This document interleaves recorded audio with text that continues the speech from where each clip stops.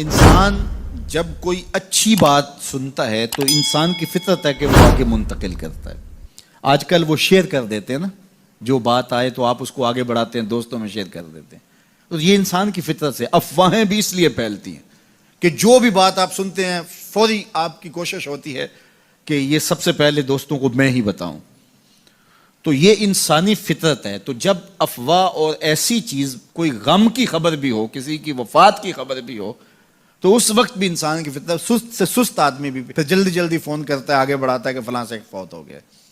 تو چونکہ یہ فطرت ہے، بات کو آگے بڑھانے کا شوق ہے انسان کے اندر رکھا ہے، اس سے چیزیں پھیلتی ہیں. اور پھر جو خیر کی خبر ہوگی یا خیر کی بات ہوگی تو اس کو تو آگے پھیلانے کا پھر ہمارا دین بھی ہمیں ترغیب دیتا ہے، جذبہ دلاتا ہے. تو حضرت ابو ہریرہ اس جذبے کے تحت جو سنتے تھے پھر آگے منتقل کرتے. اب حضور کی بارگاہ سے اٹھ کے جاتے تو سب سے پہلے گھر جاتے اور سب سے پہلے اپنی ماں کو ہی سناتے. اور ماں تھی کافرہ، وہ سننے کی بجائے، خوش ہونے کی بجائے سن کے وہ الٹا ناراض ہوتی اور کوئی نہ کوئی ایسی بات کر دیتی. سید ابو ہریرہ سے گوارا نہ ہوتا. ایک دن انہوں نے کوئی ایسی بات کر دی کہ حضرت سیدنا ابو ہریرہ رضی اللہ تعالیٰ عنہ نے فیصلہ کر لیا کہ آج ماں کو چھوڑ دینا ہے، کیونکہ میں یہ گوارا نہیں کرتا کہ میرے آقا کے بارے میں کوئی ایسا جملہ کوئی بولے. اور تھی گھر میں ماں ہی، بھائی بھی کوئی نہیں تھا، بہن بھی کوئی نہیں تھی، باپ بھی فوت ہو گئے تھے، شادی بھی نہیں ہوئی تھی. تو ماں ہی ماں گھر میں، اور ماں اور بیٹا اکٹھے رہتے ہو تو پھر محبت بھی مثالی ہوتی ہے. تو اب ماں ہی ایک رشتہ ہے مادی دنیا کے اوپر. تو حضرت ابو ہریرہ رضی اللہ تعالیٰ عنہ نے فیصلہ کر لیا کہ چھوڑ دینا. چھوڑ کے گھر سے نکلے، لیکن دل ڈوب رہا ہے کہ ایک ہی تو رشتہ تھا، وہ بھی گیا.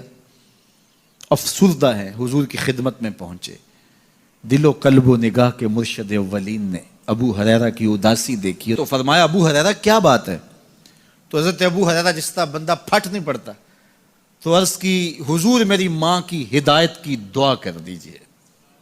ساری کہانی 2 لفظوں میں بیان کر دی، میری ماں کی ہدایت کی دعا کر دیجئے. حضور نے نہیں پوچھا کیا ہوا، کیا ماجرا ہوا، فوراً ہاتھ اٹھ گئے. اور لفظ کیا تھے؟ اللہم اہد ام ابی ہریرہ تھا، اے اللہ ابو ہریرہ کی ماں کو ہدایت دے دے. ادھر انہوں نے بے چینی سے یہ بات کہی، ادھر حضور کے ہاتھ اٹھے. پھر ان اٹھے ہوئے ہاتھوں کو خالی تو موڑا ہی نہیں جاتا.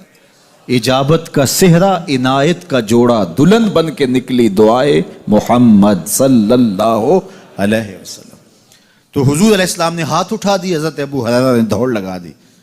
کسی نے پوچھا ابو ہریرہ آج بڑی جلدی ہے؟ کہا آج ہی تو دیکھنا چاہتا ہوں، گھر پہلے میں پہنچتا ہوں یا حضور کی دعا پہلے پہنچتی.